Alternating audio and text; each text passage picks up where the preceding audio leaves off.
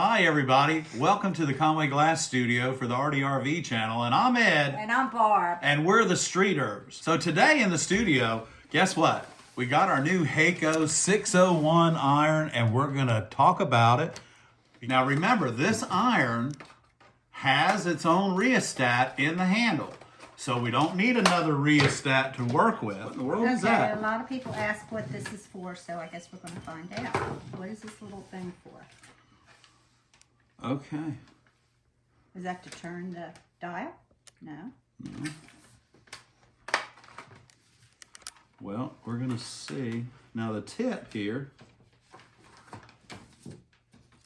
does not unscrew readily. It has a flat side on each side, so that tells me that it requires a small wrench to take the tip off of the heater. So now we have our rheostat right here. Let's check it out and see what we got. First of all, Barb, let's see how long this cord is, because you know it's got a rheostat in the handle, so we may have to hook it up to something longer in order for us to work. Yeah, I don't know. So we'll see. So we're going to see what this wrench is all about here, and who knows, you know. So I have no idea. It doesn't say on the box what this is about, so I might have to look it up. okay, so let's see what we got here. So the iron is heating up, y'all. So now the extension and the tip of the iron is starting to turn like a pretty gold silver, which is what it should be. When your iron's too hot, you're gonna find that it turns black and gets all these little junky things on it, you know, Barb? Right. And you don't wanna do that. So the package suggests that we put a lot of solder on our tip before we start using it. Oh, wow, look at that. It's not quite hot enough. It's not quite hot enough. You see how it gummed up the solder and it's still kind of thick? Now you can watch it though. It's starting to melt. It's hotter now. Look at it. It's hotter now. We're gonna just take, and you just clean that off, clean that tip off just a little bit. And it's still not quite hot enough yet. So we're gonna let it warm up. And what I've done is we've cut 2 pieces of glass. We've ground them and we foiled them. We did all the whole process up to this point. But I want to see, and I know Barbara wants to see, we want to see how this iron reacts. This is the Hakko FX 601. It's a really nice iron. And on the back of the directions, that they tell you that it's pretty much used universally for a lot of different things. I don't think that I personally would use it for lead unless I was using really small lead. Mm-hmm. And it's a great hobby cane. Yeah, right? Right. So I'm thinking that this is a great iron for copper foil.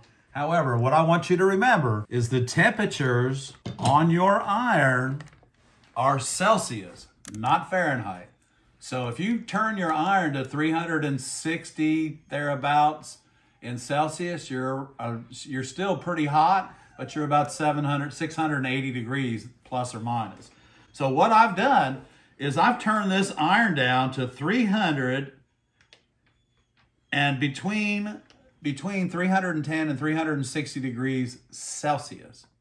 And what I found out is that my tip on this beautiful little lightweight iron stays the color I like it, Barb. Look at that.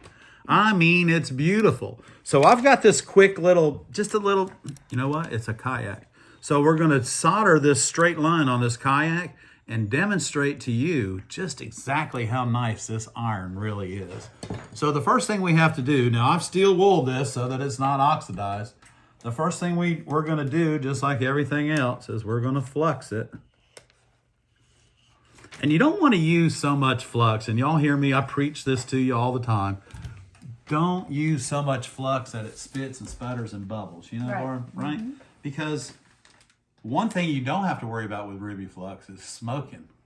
So we don't want to do that. I've got this beautiful tip. Hey, let's clean it and see what happens to the color and see just how fast it does come back. So today I'm just using a damp paper towel, not a wet one, but a damp one. So we're going to take this, Barb. Let's just...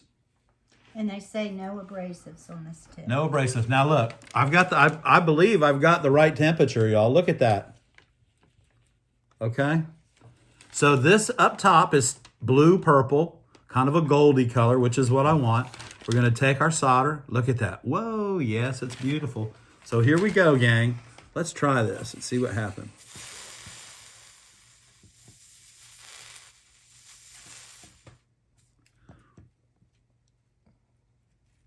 Okay, so now what I'm finding out is that Ed likes to work a little bit quicker than that.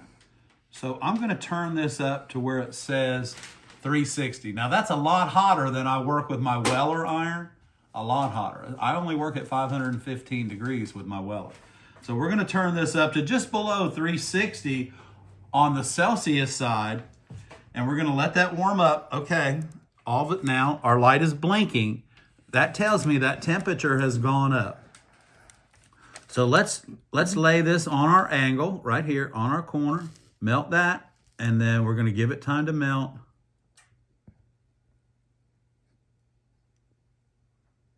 Okay, let's try this. So what you have here is a really pretty bead on an iron that's running about 670 degrees, thereabouts. Kind of got it separated there. Yeah, it's a little bit separated. So let's start, we'll just start right here and solder it just a little bit more and see what happens. Let's take our steel wool. This is 4-aught steel wool. We're just gonna eliminate that just in case it's oxidized. And let's get our ruby flux. And we're going to pull that down like that. Now, again, y'all, don't use so much flux that you're boiling flux, because there's nowhere in any of the directions in any book that says you need to boil your flux before you solder. And you see I don't have too much flux because the flux isn't boiling behind my iron and causing little air bubbles. And Barb, we got the temperature just right, I think. What is that temperature? What is the dial? The dial is on 360. 360. Okay. Okay, so that little arrow on your Hakko iron is pointed at 360 degrees Celsius. So it's a little hotter than I like to work, but you know, that's For okay. copper foil. For copper foil, yeah. So this is what you find if you spend too much time at that temperature soldering, you're going to find that your foil is going to lift up. So once you get your temperature right, you need to try and work quickly, right? Otherwise, the foil is going to peel up on the edge. So let's just check this out one time, Barb, and let's see what it does when we're trying to tin something, okay? Let's just see how it reacts.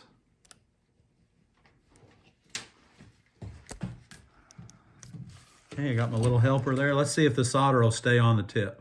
Oh, wow. Look at that. Now, let's build that up. So remember, you have to keep everything level.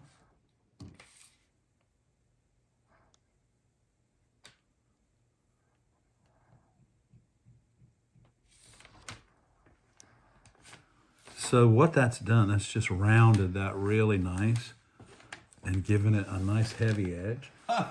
So I'm going to say, Barb and I are going to give the Hakko FX601 a thumbs up, I think. Okay, I'll give it a thumbs up. The only thing I don't like about it, Tell me what? that cord. Yeah, It's not long enough. I don't like the cord. Probably put an electrical outlet right in the middle of your table for your Hakko iron, and then you can get anywhere you need to go. My other iron, my Weller that I use, and I keep it plugged into a rheostat, that gives me 10 feet of working cord, okay? 10 feet. This we have 6 feet. I'm maxed, maybe 7 feet. I'm maxed out. 6.5 feet, right? Don't you think? Yeah, and the cord is heavier. The cord's heavier, so you can go ahead. See, the difference in the cords are 3 times the size of the wire. So what Hakko has done, this is just me thinking, I haven't talked to them. What they've done, because they've put a heavier diameter cord on there, which means the wires are larger, it allows you to plug this in to an extension cord without losing your amperes or your amps, and also without losing traction on getting your iron really hot, okay? So you can use a cord. I would use a 100-foot cord. I wouldn't even use a 20-foot cord. I would use a 6-foot cord, plug it directly into the wall, and then utilize your iron.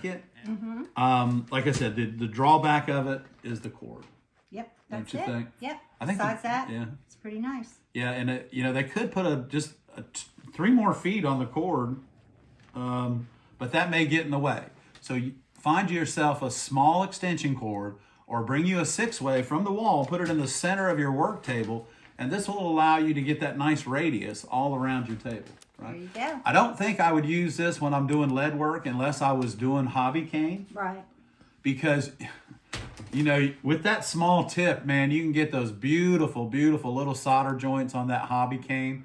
And for very intricate copper foil, not intricate copper foil, this is what you need to be using, I think.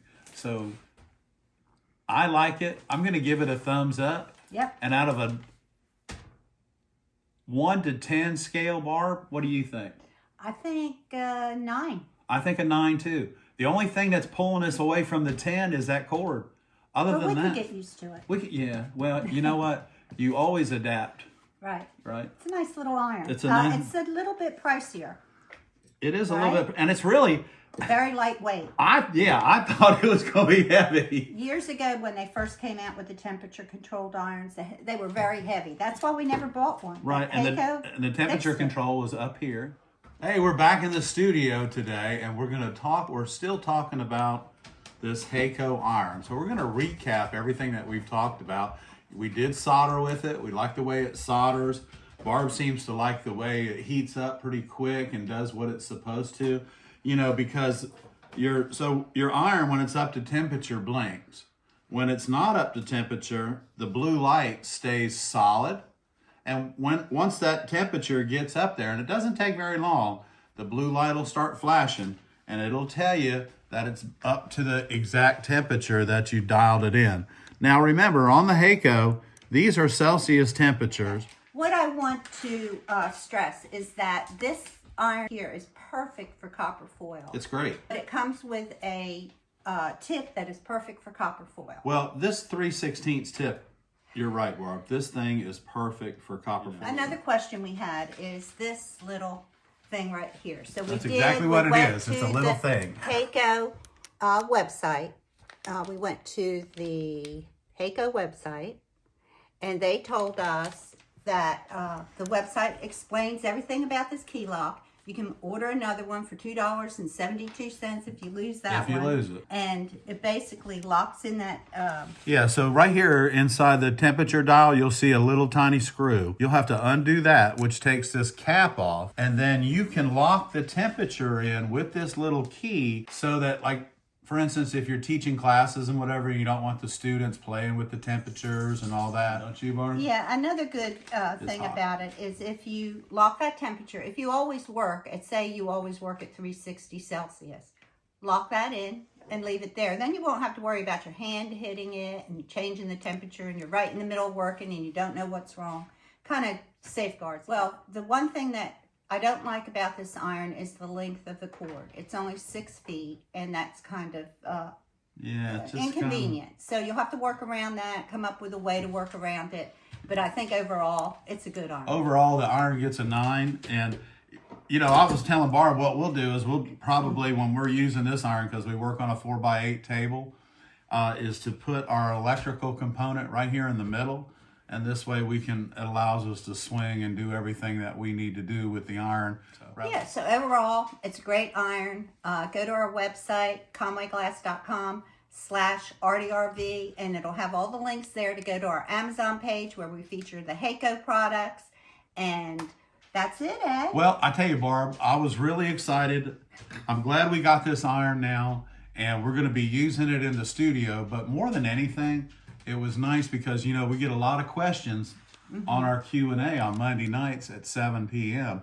about the Hakko iron. And now that we have one, and now, of course, we've done the video. So you're informed about what's going on with this iron. We like it. We're going to give it a 9 out of 10. The only thing, the drawback, is the cord. Thank you guys for tuning in. We hope you enjoy the video. And we've tried it, so you try it and see what you think. I'm Ed. And I'm Barb. And we're the Streeters. Thank you so much, Ed. Oh, thank you. You don't have to thank me. You don't need to thank me.